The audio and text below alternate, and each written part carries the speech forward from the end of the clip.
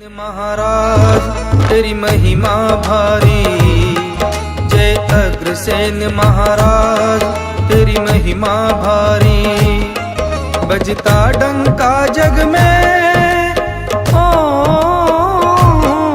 बजता डंका जग में, पूज दुनिया सारी। अखिल भारतीय अग्रवाल सम्मेलन का जो आज कार्यक्रम है, आज उसका दूसरा दिवस है। ऐसे में कई बड़े बड़े पदाधिकारी भी यहाँ पे पहुँचे हैं और बड़ी हस्तियाँ जिन्होंने देश का नाम रोशन किया है वो भी हस्तियाँ यहाँ पे पहुँचे हैं। आज हमारे साथ ऐसे ही रमेश अग्रवाल जी भी हैं और सभी इनको जानते हैं, अग्रवाल पैकर्स एंड मूवर्स की लिमिटेड कंपनी के जो CMD हैं। सर, आप भी काफ़ी सालों से जुड़े हैं अखिल भारतीय अग्रवाल सम्मेलन के साथ। किस तरीके का आज का माहौल रहा? आज गवर्नर साहब भी यहाँ पर पहुँचे।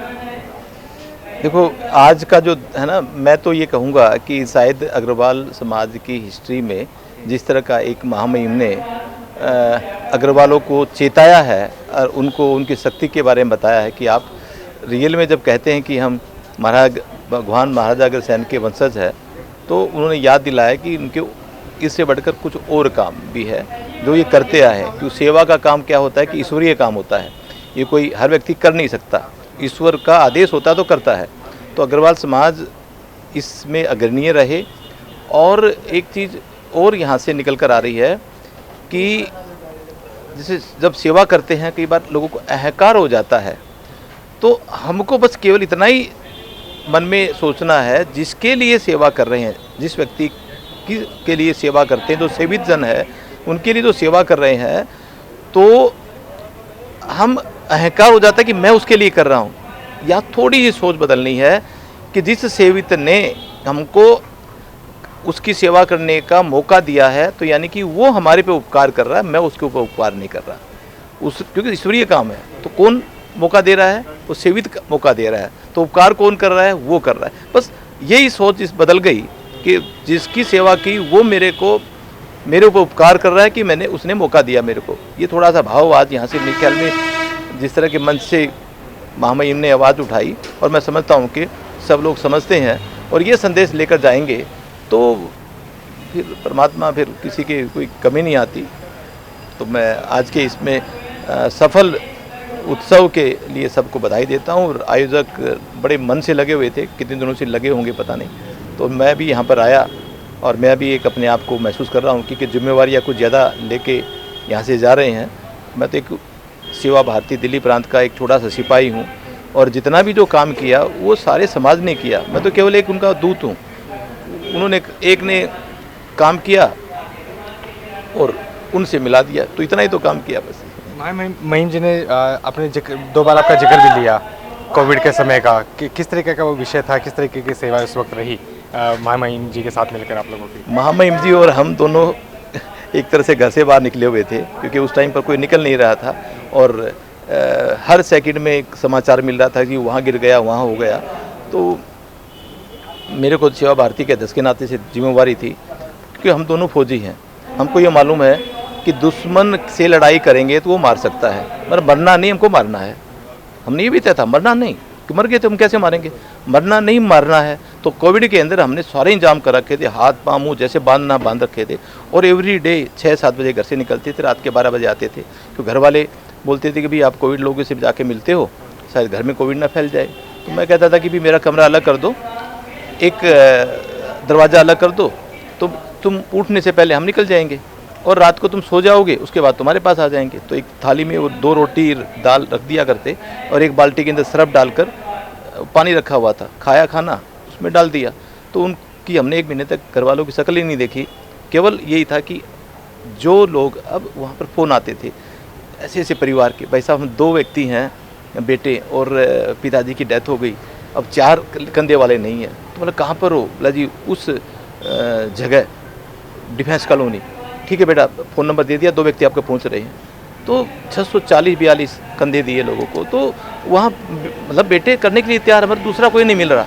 तो 2 कंधे वहाँ देने हैं, 1 कंधा वहाँ देना है। अपना ये हॉस्पिटल था हमारा रामलोहिया हॉस्पिटल, वहाँ जाकर देखा 10 आदमी में से 3 आदमी को तो वहाँ 2 घंटे के बाद एडमिशन मिल रहा था। 3 आदमी वहाँ से दूसरी हॉस्पिटल में भाग रहे थे, 3 आदमी ऊपर जा रहे थे। पर वो ऊपर क्यों जा रहे थे? क्योंकि उनको ऑक्सीजन नहीं मिल पा रहा था। तो महामहिम के हमने बैठकर प्लान किया क्या किया जाए। तो जितने ट्रक थे हमने तोड़ दिए, कंटेनर को तोड़ के उनको हॉस्पिटल बना दिया। 6-7 इन्वर्टर, कंसंट्रेटर, सिलेंडर, लाइक चलता फिरता हॉस्पिटल ऑन व्हील्स, और हर अस्पताल के सामने खड़ा कर दिया। इंतजार वहाँ मत करो, इस बेड पे करो। वहाँ पर उनका इंतजार हुआ, जब नंबर आया वो लोग अंदर चले गए, जब तक नंबर नहीं आया वहाँ पर सांस ले रहे थे। उसका नाम दिया हमने प्राणवायु वाहन। तो ऐसे बेड़े के जो ट्रक हुआ करते हैं उनको, तो प्राणवायु वाहन हर अस्पताल के सामने खड़े थे। तो इस तरह से 642 लोगों को ये सेवाएं मिली। मतलब उसमें कोई मैंने या कुछ भी नहीं दी, हमारे सारे लोगों ने मिलकर दी। मैं तो केवल एक उनका वो था, अभी आदेश जैसे कहा कि वहाँ कर लो, वहाँ कर लिया, अस्पताल में चले गए। बस फौजी थे तो एक मन मजबूत था कि हमको कॉन्फिडेंस था कि हमारा कुछ नहीं होने वाला। लोग बोलते कि ये हो जाए, भाई हो ही नहीं सकता हमारा। घर से निकले, मुंह की पट्टी खोलो ही मत लास्ट तक, रात को घर में आके खोलो, कैसे हो जाएगा? पानी नहीं पीना, खाना नहीं खाना, बाहर नहीं खाना, तो अपनी कंट्रोल तो करना था ना। तो इस तरह से मतलब थोड़े से काम हुए, तो उस काम में आपका बड़ा मार्गदर्शन मिला और हिम्मत बनाते थे, क्योंकि एक फौजी 2 फौजी मिलने के बाद तो 1+1 11 हो जाते हैं। तो ऐसा इस तरह से हमने दोनों मिलकर काम किया। यहाँ पे जो आज चर्चा भी चल रही है अग्रोहा शक्तिपीठ को लेकर, जो मंदिर बनने वाला है, भव्य मंदिर, आपने भी विजिट किया है अग्रोहा, वहाँ पर किस तरह का लगा आपको? और देखो, कोई भी आपने ना कहा था कि जड़ों से जुड़े रहो, आप अपनी हेरिटेज को मत भूलो, एक याद दिलाती है। जैसे मंदिर है, वो क्या याद दिलाएगा?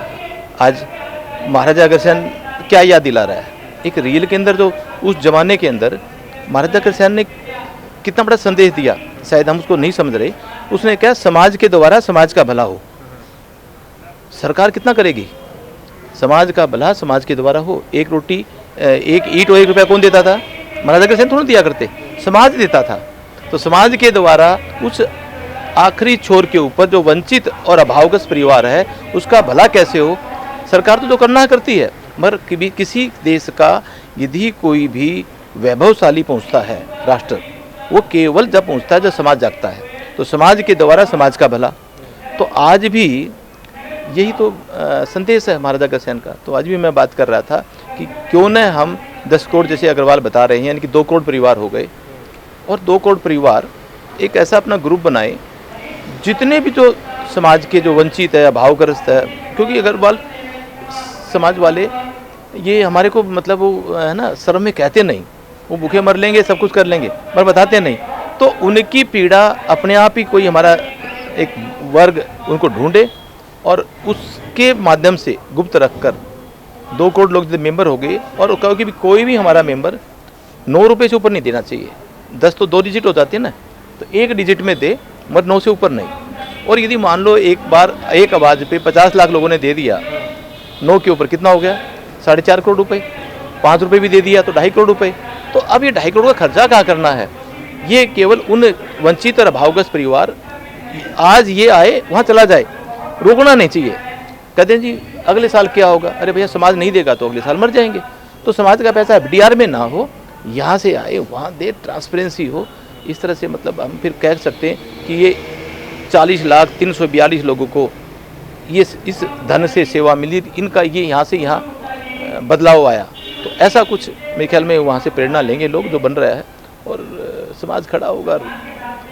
आज का दिन इसलिए भी बढ़िया क्योंकि जो ऊर्जा जो मिली है सबको, और यहाँ से जाकर क्षेत्र में ये काम करेंगे और करवाएंगे, शायद अब कुछ बदला हुआ काम होगा, ऐसा मेरा मानना है। कोई संदेश जो आप देना चाहें एज ए प्रतिनिधि भी, और इतना बड़ा आप कंपनी भी देखते हैं और अग्रवाल समाज का प्रतिनिधित्व भी करते हैं आप, कोई संदेश जो आप लोगों को देना चाहते हैं? मैं तो इतना ही कहूँगा कि हम 3 तरह की चीज़ होती है। एक तो गर्व होता है, एक जैसे प्राउड होता है, एक अहंकार होता है।